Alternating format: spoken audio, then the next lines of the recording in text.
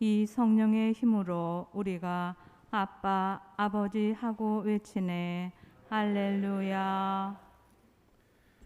주님께서 여러분과 함께 또한 사제의 영과 함께 마테오가 전한 거룩한 복음입니다. 주님 영광 받으소서.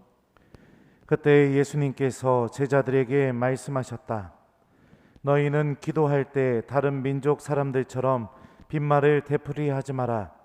그들은 말을 많이 해야 들어주시는 줄로 생각한다. 그러니 그들을 닮지 마라. 너희 아버지께서는 너희가 청하기도 전에 무엇이 필요한지 알고 계신다. 그러므로 너희는 이렇게 기도하여라. 하늘에 계신 저희 아버지, 아버지의 이름을 거룩히 드러내시며 아버지의 나라가 오게 하시며 아버지의 뜻이 하늘에서와 같이 땅에서도 이루어지게 하소서. 오늘 저희에게 일용할 양식을 주시고 저희에게 잘못한 일을 저희도 용서하였듯이 저희 잘못을 용서하시고 저희를 유혹에 빠지지 않게 하시고 저희를 악에서 구하소서. 너희가 다른 사람들의 허물을 용서하면 하늘의 너희 아버지께서도 너희를 용서하실 것이다. 그러나 너희가 다른 사람들을 용서하지 않으면 아버지께서도 너희의 허물을 용서하지 않으실 것이다. 주님의 말씀입니다. 그리스도님 찬미합니다. 오소서 성령님, 새로나게 하소서. 아버지의 뜻이 하늘에서와 같이 땅에서도 이루어지게 하소서. 안녕하세요. 오늘 복음에서 예수님께서는 우리가 기도를 어떻게 해야 하는지에 대해서 알려주십니다. 너희는 기도할 때 다른 민족 사람들처럼 빈말을 되풀이하지 마라. 그들은 말을 많이 해야 들어주시는 줄로 생각한다. 그러니까 빈말이 되풀이되는 기도, 계속해서 그냥 똑같은 말만 계속하는 기도, 그런 기도를 내려놓으라고 하는 거죠. 왜 이런 기도가 하느님께서는 바라지 않으실까요?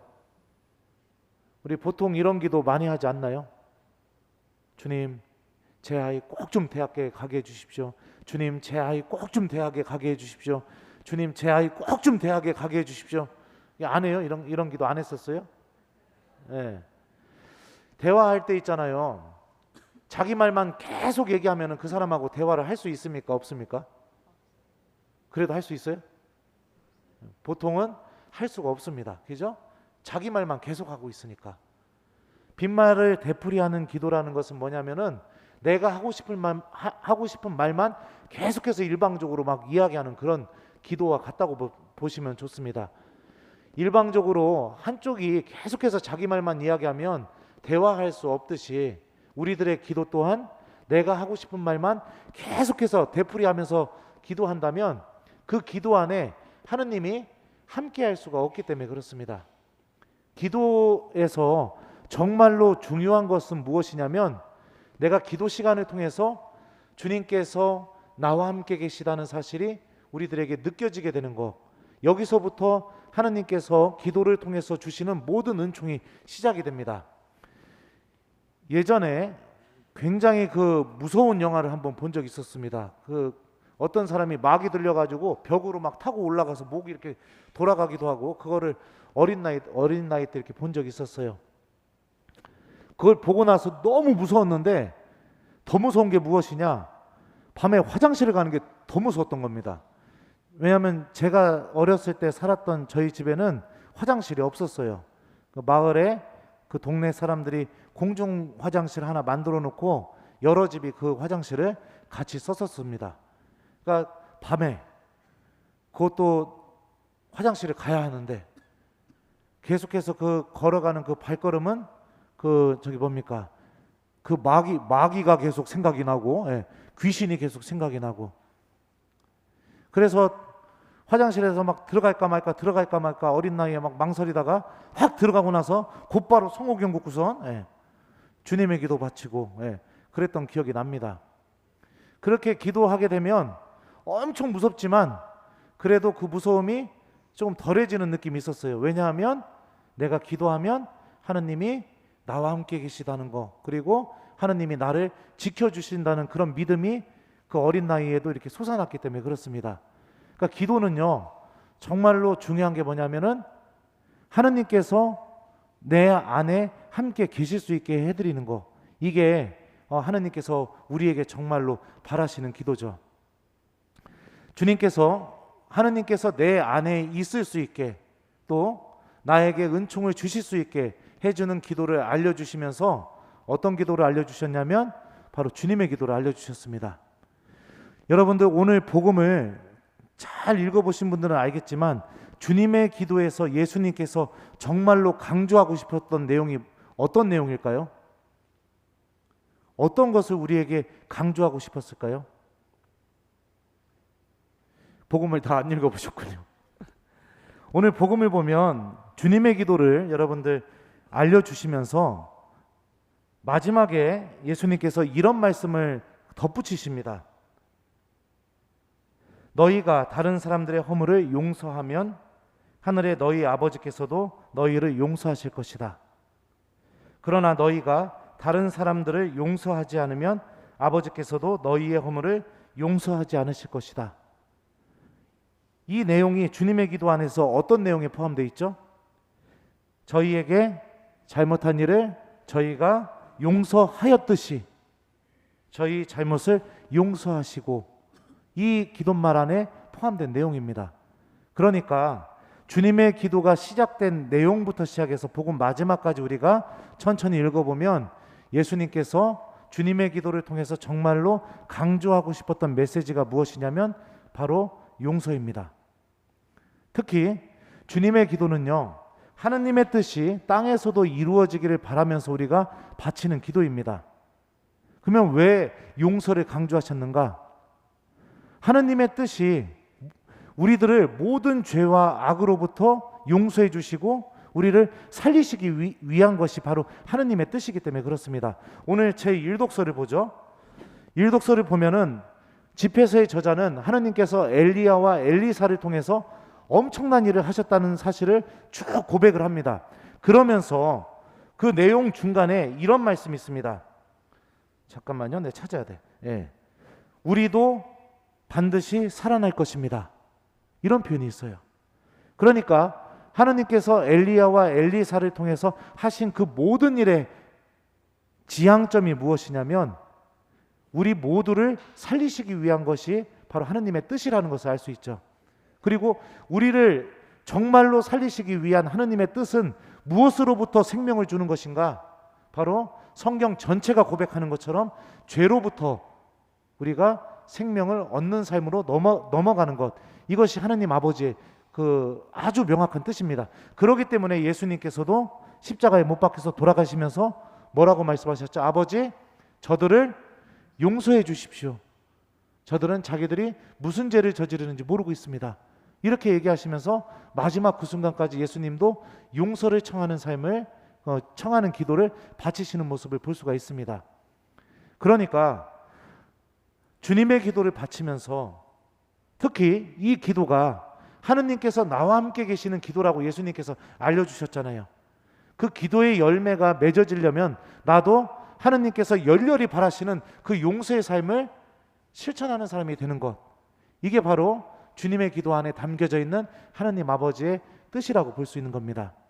하느님의 용서가 하느님의 자녀인 나를 통해서, 우리들을 통해서 열매가 맺어지게 되고 실현되게 되는 것, 주님이 너를 용서하고 있어 라는 이 사실이 다른 사람이 아니라 바로 하느님을 믿고 있는 나를 통해서 그대로 드러나게 되는 것, 이게 바로 주님의 기도 안에 담겨있는 하느님의 뜻이죠. 용서하는 삶은 정말로 어렵습니다. 그러니까 예수님께서 주님의 기도 알려주시기 전에 뭐라고 얘기하셨죠? 말을 많이 해야 하느님께서 들어주시는 줄 알고 있다. 너희 아버지께서는 너희가 청하기도 전에 무엇이 필요한지 알고 계신다, 이렇게 얘기합니다. 그러니까 다른 모든 것들은 내가 청하기도 전에 하느님께서 다 알고 계시지만 주님의 기도에 나온 내용은 하느님도 알고 계심에도 불구하고 나도 기도해야만 이루어질 수 있는 내용이 주님의 기도에 담겨 있는 것이라고 우리가 논리적으로 생각해 볼 수 있죠. 그러니까 용서하는 삶을 우리가 실천하려면 기도하는 삶이 필요합니다. 하나님께 도움을 청하는 삶이 필요합니다. 예전에 제가 정말로 좋아하는 교우들 2명이 있었는데 어느 날 보니까 둘이 쌈박질을 한 거예요. 그래갖고 한쪽이 저한테 와서 홀랑 이르고 다른 쪽도 저한테 와서 홀랑 이른 겁니다. 근데 저는 그 두 교우가 너무 좋아요. 같이 있고 싶어요. 근데 셋이 같이 만나게 되면은 그 자리가 얼마나 불편한지 모르는 겁니다.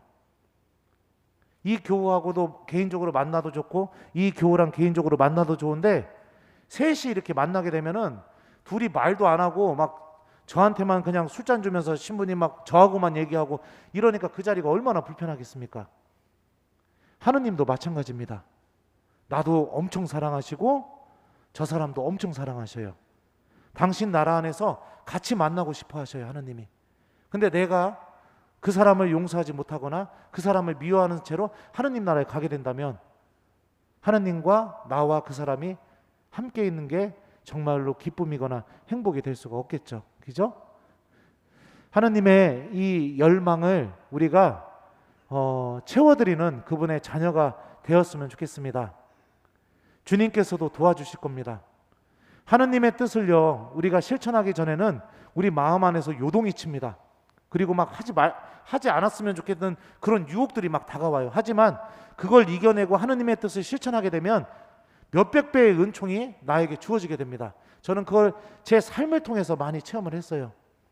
그러니까 악의 유혹, 그리고 외면하고 싶은 유혹, 그 다음에 그대로 놔두고 싶은 유혹, 이런 것들을 좀 떨쳐버리고 내가 그런 유혹이 닥칠 때마다 주님의 기도를 천천히 바치면서 주님, 당신께서 용서하시기를 바라는 것처럼 그 용서가 저를 통해서 제 믿음을 통해서 열매를 맺도록 도와주십시오. 이렇게 좀 청해보면서 하느님께 도움을 청하는 우리 교우들이 되어봤으면 좋겠습니다.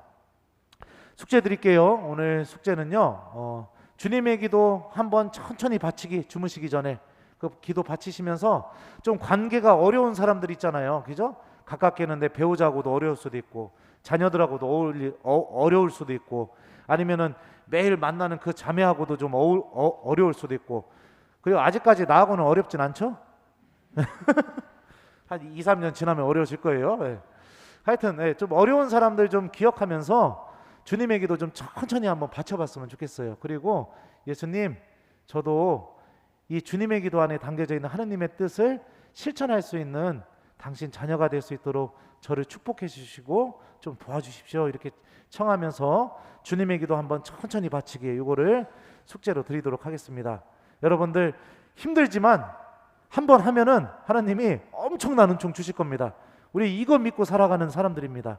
하느님의 뜻이 우리 교우들 안에서 꼭 이루어지기를 저도 오늘 미사 때 계속해서 기도하도록 하겠습니다.